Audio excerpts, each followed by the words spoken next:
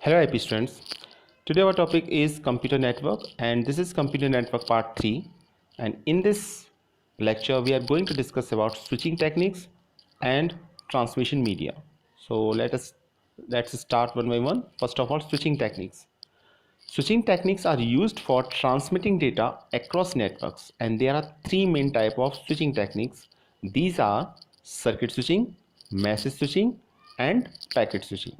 So switching techniques are used for transmitting data across networks. First one is switching techniques. When a call is placed, the switching equipment within the system seeks out a physical copper path all the way from the sender to the receiver. It is must to set up end-to-end connection between computer before any data can be sent. The circuit is terminated when the connection is closed. In circuit switching, resources remain allocated during the full length of the communication and after a circuit is established and until the circuit is terminated and the allocated resources are freed. So there are three main points here in circuit switching. First of all, there is an end-to-end connection between computers. It is a very important point. End-to-end. Actually, it is already marked with a red color. End-to-end connection between computers. And second point is that in the circuit switching is terminated when the connection is closed. So it is terminated when the connection is closed. And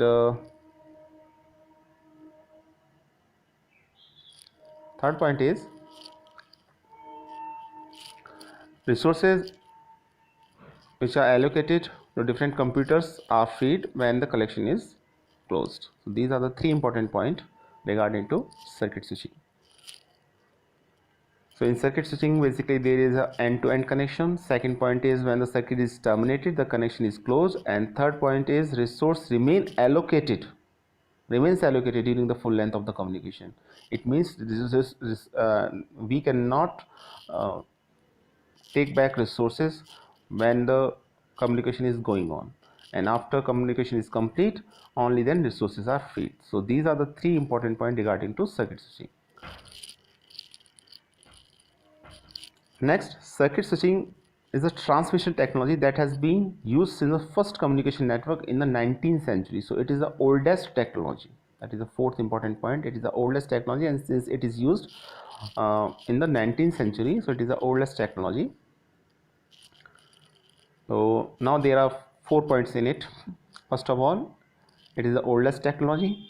Second point is it requires basically end-to-end connection. And third point is the circuit is terminated when the connection is closed. And in circuit switching, resources remains allocated during the full length of the communications. And after the circuit is established and until the circuit is terminated, and the resources allocated are freed. So these are the 4 important points. First of all, it is the oldest. Second, there is an end-to-end connection. Third, circuit is terminated, then circuit is terminated when the connection is closed, and resources are allocated during the communication. So these are the 4 important points regarding to circuit switching.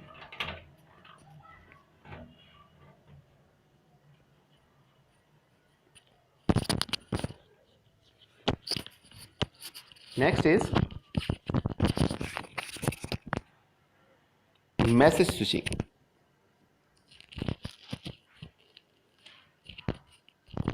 So in the source, computer sends data or the message to the switching circuit, which store the data in the buffer. Buffer means temporary memory. Then using any free link to the switching circuit, the data is sent to the switching circuit. An entire message is sent to the destination. It reaches through the different intermediate nodes following the store and forward approach. And one of the most important point is that no dedicated connection is required. So there are 3 important points in it. First of all, it works on the concept of store and forward. It means first of all data must be stored, and after that data will be forwarded to the desired location or to destination. And second important thing is that there is no dedicated connection required.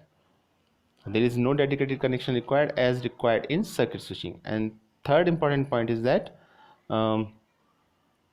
data stored in buffer means temporary memory.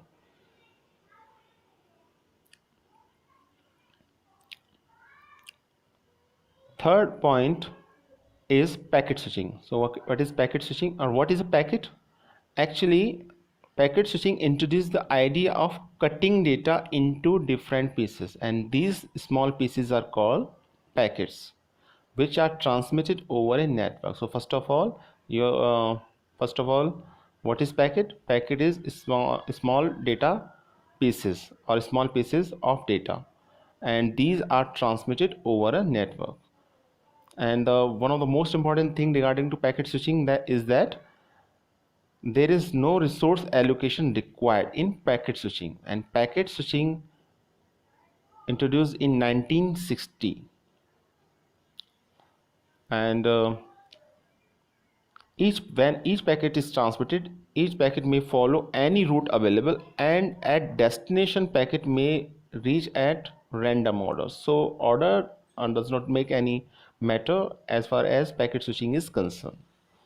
And switching may follow any route, available route. And third important point regarding to packet switching is that at the destination, when all the packets are received, they are merged to form the original message. So at destination point, all the packets are again merged and make a original message. And last point regarding to packet switching is that in packet switching, all the packets are of fixed size. So packet are of fixed size or equal fixed size are stored in main memory, and they are stored in main memory means RAM. And if no data is available at the sender at some point during communication, then no packet is transmitted over the network and no resources are wasted. So we can summarize it. First of all, it introduced in 1960. Second thing is packet is packet switching basically introduced the idea of cutting data into different pieces, and these small pieces are known as packets, and which are transmitted over a network, and these are of fixed size. These are of fixed size, and they may follow any route available, and at destination point they again merge to make a original message. And if no data is available at the sender at some point during a communication, then no packet is transmitted over a network, and no resources are wasted. So these are the some important point regarding to packet switching. So these are the three types of switching techniques. So again we can summarize it. First of all, in circuit switching there is an end-to-end connection required, and the circuit is terminated when the connection is closed. And during communication, circuit switching resources remains allocated, and after a circuit is established and until the circuit is terminated, and then the allocated resources are freed. In message switching, basically follow the data store and forward approach, and no dedicated connection is required. And in packet switching, data basically divided into different pieces called packets, and these packets are of equal size and they may follow any available route. And at the destination point, all packets are merged to form an original message. So these are the three different types of switching. So it may be asked in examination that what are the different types of switching techniques. So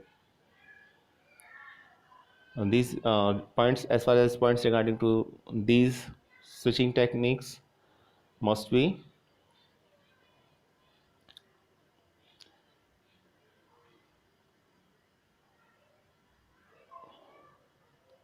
so points regarding to these.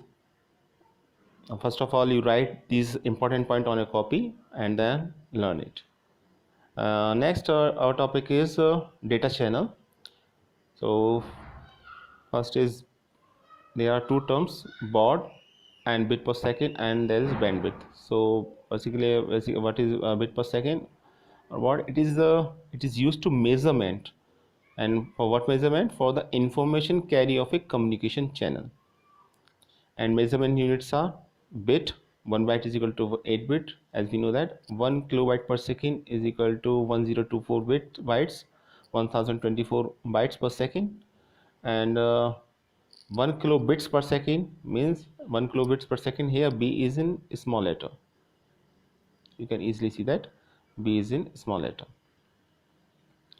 And what is bandwidth? It is the amount of information transmitted or received per unit of time, and it is measured in kilobytes per second or sometimes megabytes per second, depend on speed. Our next topic is transmission media.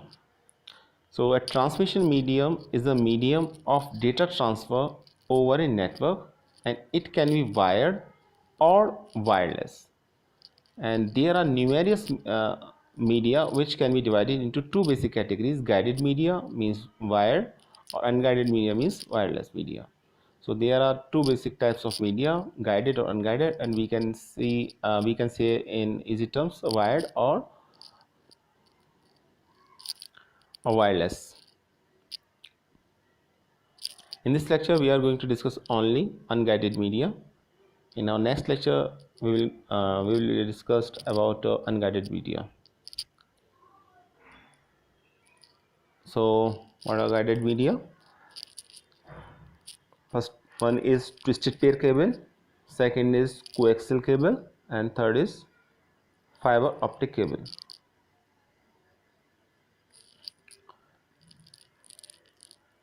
So guided media. A number of various types of cables are used to transfer data over computer networks.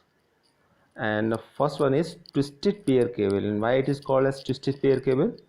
And it is the most common form of wiring in data communication application. So it is the most common form of wiring, and in this there are two identical wires wrapped together in a double helix, and the bleeding of a signal from one wire to another, and which can be corrupt signal and cause network errors. This form of signal interference is called the crosstalk. So what is crosstalk?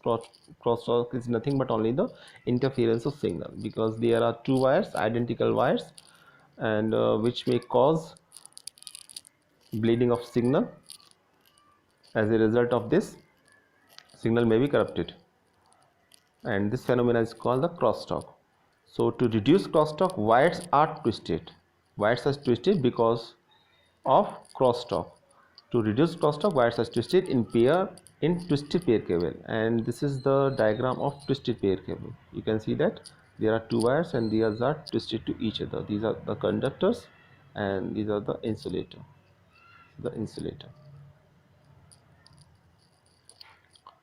Remember the concept of crosstalk. Crosstalk is nothing but only the signal interference due to the bleeding of signal from one wire to another. Now, types of twisted pair cables. There are two types of twisted pair cables. First is unshielded twisted pair cable, also called as UTP. Second is shielded twisted pair STP. So this is a diagram of UTP and STP. We can easily see that there is a metal shield in STP, but there is no metal shield in UTP, and other portion is same. So the difference between these two is metal sheet. First one is unshielded twister pair cable. As the name suggests, unshielded. That means there is no shield at all in unshielded twister pair cable UTP. So UTP cable is a cable used in computer networking that consists of two shielded wires twisted around each other. And UTP cabling is used extensively for local area network and telephone connections. So as far as application is concerned, UTP is used in local area network and in telephone connections line. This is a diagram of unshielded twisted pair cable. This is a PVC jacket here. This is the foil and these are the copper wires in it.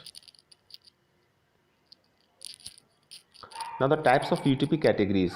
There are basically 8 different types of UTP categories, 9 different types of UTP categories, in which Cat 1 used for old telephone cables and its data rate is up to 1 megabytes per second. Cat 2 data rate is up to 4 megabytes per second. For Cat 3 it is 10 megabytes per second. For Cat 4 it is up to 16 megabytes per second. Cat 5 speed is up to 100 megabytes per second.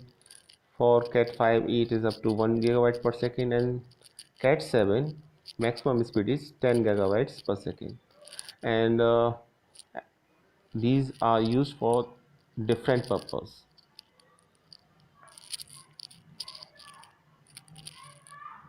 So, and maximum length here given is same for all, so you have to remember only the types and the speed and the purpose, especially for the Cat 1, Cat 2 and the last Cat 7 we used in Ethernet.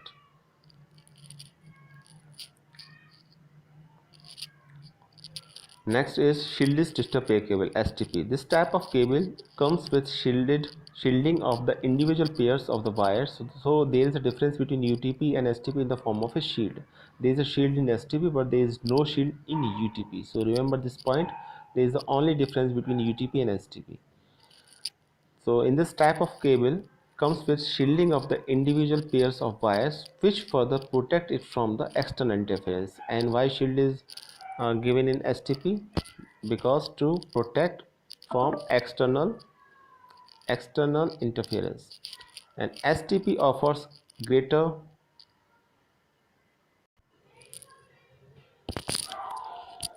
So the difference between shielded twisted pair cable and UTP is in terms of shield.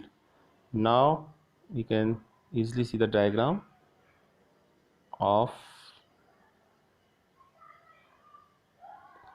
UTP and STP. There is a shield, metal shield in STP here, and there is no shield in UTP. So this is the basic difference between UTP and STP.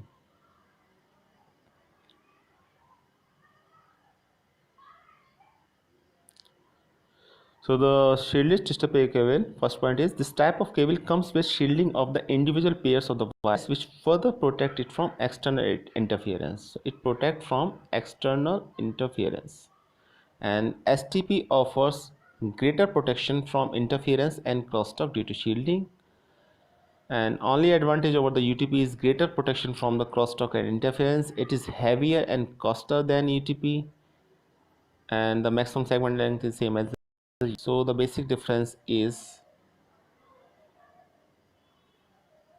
shield. STP contains shield and there is no shield in UTP, and because of a shield there is less interference crosstalk in STP as compared to UTP. As far as price and price is concerned, STP is much more costlier than UTP, and maximum segment is the same, so it does not have much more effect. And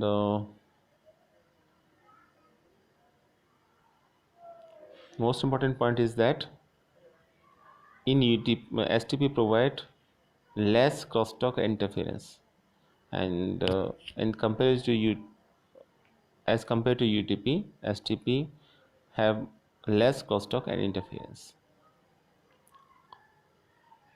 This is a diagram of STP. You can easily see that.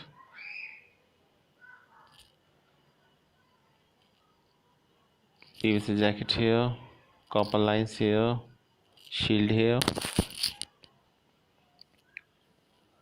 Now use.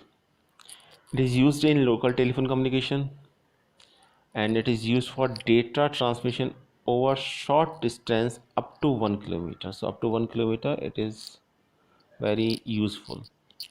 And advantage, it is easy to install and maintain. It is very simple. inexpensive, low weight, and suitable for local area networks. So mostly used in local area network. As far as disadvantages are concerned, it is not suitable for long distance due to high attenuation and low bandwidth support, and low speed is also a matter. So overall, it is, we can say that it is used for local area network, and it is easy to install and maintain, and not suited for long distance. So these are the points regarding to STP. Now second point is coaxial cable. So let us first of all see the diagram of coaxial cable. This is the diagram of coaxial cable, and it is little bit different from twisted pair cable. As we can see that there is no twisted pair at all, and also there are two shields in outer conductor and inner conductor. There are two conductor, inner conductor and outer conductor, and outer conductor is also known as shield. So this is the diagram of coaxial cable. Now let's take its point one by one. First of all, coaxial cable consists of two conductors, the inner conductor and outer conductor. We can easily see that this is inner conductor and this is outer conductor, known as shield.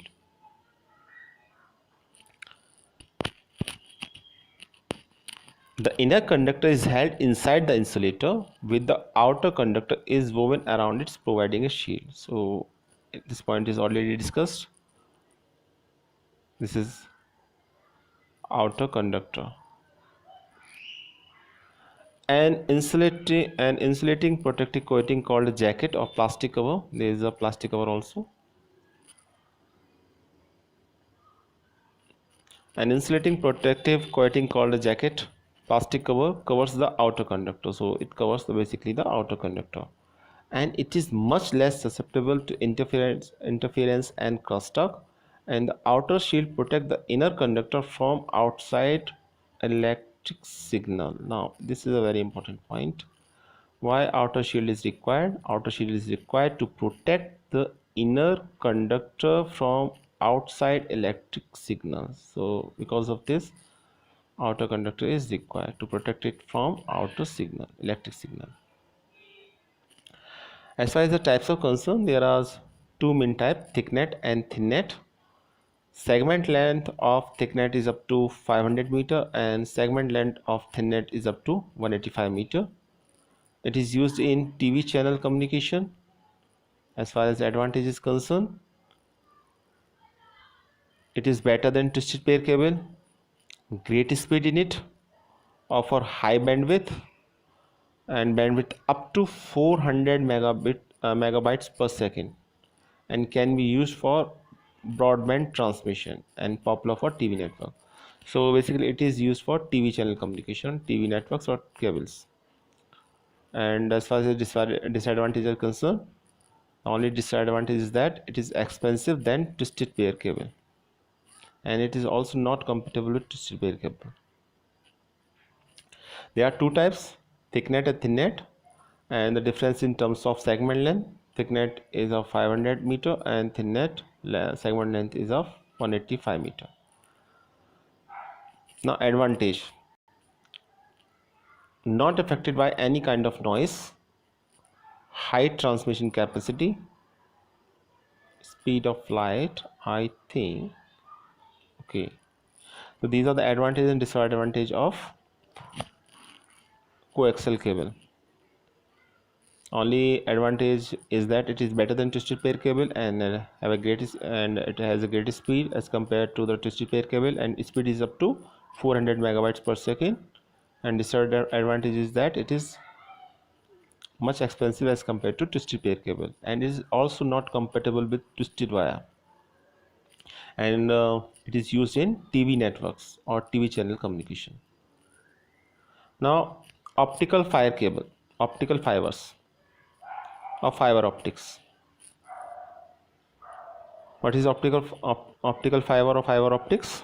Optical fiber consists of a thin glass fibers that can carry information at frequency in the visible light spectrum and beyond. The typical optical fiber consists of a very narrow strand of glass called the core. Now let's see its diagram. This is the diagram. This is the core, cladding, and coating. This is a diagram of optical fiber cable. What is the role of core? Basically, the core, the glass or plastic through which the light travels, and the optical fiber works on the concept of light, refraction of light. So this is core, and the core is a basically glass or plastic through which the light can travel, through which the light travels. Second is cladding. Basically, cladding covers the core and reflect light back to the core. And third is protective coating, which protect the fiber. The cladding covers the core and reflect light back to the core. Now, so there are some important points. First of all, fiber optical cable consists of thin glass fibers that can be carry information at frequency of the visible light. So when we compare twisted pair cable, coaxial cable and fiber optical cable, then speed of fiber optical cable is much more higher than twisted pair cable and coaxial cable, and speed is up to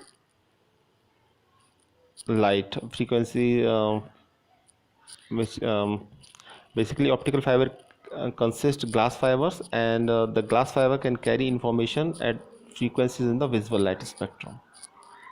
So speed is very much higher as compared to others. And second point is that the typical optical fiber consists of a very narrow strands of glass called the core. I think core is already discussed. This is core. Consist optical fiber. Around the core is a concentric layer of glass called the cladding. This is the concentric glass called the cladding, and the role of cladding is to, it basically covers the core and reflect light back to the core. And the third is around the core is a concentric layer of glass called the cladding. And third point is a typical core diameter is 62.5 microns, and as we know that 1 micron is equal to 10 to the power minus 6 meter, and typical cladding has a diameter of 125 microns. Coating the cladding is the protective coating of plastic. It is called the jacket. It is called the jacket. This is called the jacket.